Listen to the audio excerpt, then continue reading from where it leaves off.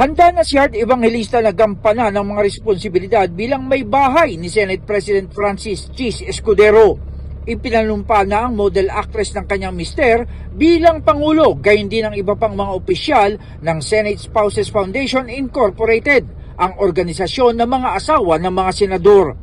Pag-amin lang din niya na kinakabahan siya sa mga bagong responsibilidad at kailangan lang niyang mag-adjust. Kinakabahan syempre kasi hindi ko naman tumundo eh.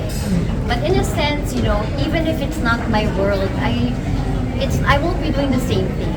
So you won't be expecting me to be going to certain things just to take pictures. I really want to do something and continuously, you know, make a change na hindi lang siya para lang dahil artista na nalagay sa ganitong position. I want to work. So I'm excited in a sense. Mag-a-adjust tayo lahat. So next level na po ito.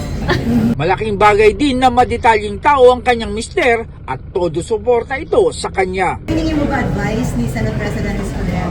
Definitely, hindi ko i-advise siya. And medyo OC siya pagdating sa mga detalye. So, I guess in a sense, it's also good kasi kahit ibang mundo namin, I was very trained well by Cheese kasi he's every detail he pays attention to. So, but it's nice kasi he also gave me leeway sa mga gusto kong gawin and he's very supportive, so nakakatuwa. Natanong din siya kung handa siyang pansamantalang talikuran ng mundo ng showbiz para gampanan ang kanyang bagong role sa mundo ng kanyang mister. Sabi niya, well, it depends. Kung hindi dadating ang mga bills, hindi na rin ako magtatrabaho. Pero may mga bills, so kailangan ko magtrabaho. But it's all about balancing and distributing your time.